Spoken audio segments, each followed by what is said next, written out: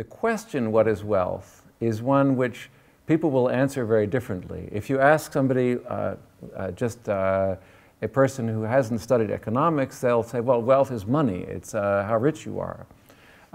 Economists define wealth as something that you have that contributes to your well-being, that contributes to the services which make up your life, whether that be food or housing or your health, or it's a stock of something. It's something which you can, that you have at a particular time that's making your life be okay. Now, of course, in the modern economy, wealth includes owning factories and fields and owning your home. That's a form of your wealth. It provides your housing services. But in the last half century, economists have also taken on board the idea that education is also part of your wealth. Your ability to function in a modern, demanding environment, a knowledge-intensive environment, that's also your wealth, because that gives you the ability to claim a high income or a decent income. So your education is also part of your wealth. In a modern economy, who you know is part of your wealth. If you're well connected in a network, then you can make a lot of good deals and you can easily find work and so on.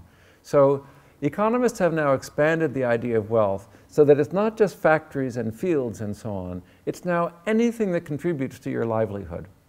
Now, when we go back in history, we see, of course, other societies have had rather different compositions of wealth.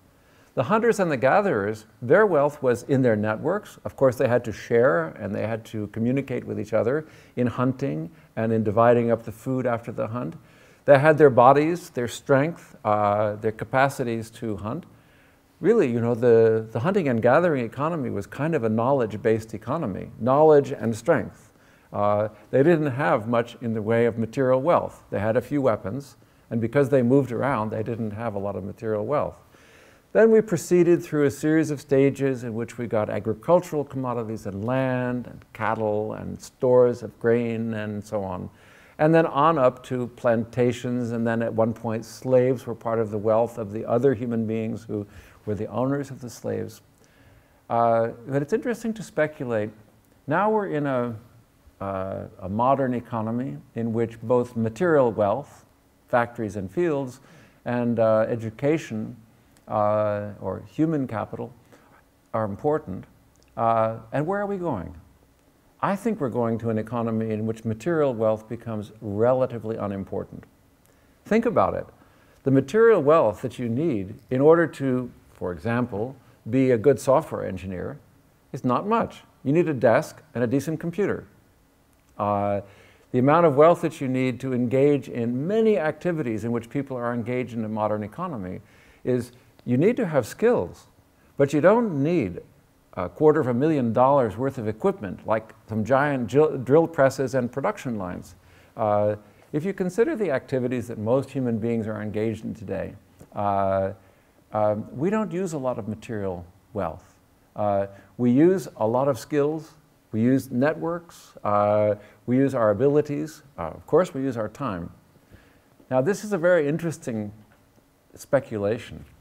If we're moving to an economy in which human skills and networks are really what matter, and material wealth is less important, then we're moving to an economy which could be more equal.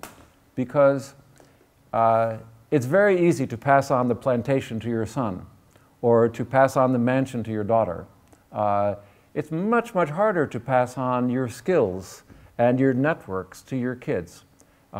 Most people fail to do that, while quite successfully passing on their cars and their houses and their material wealth.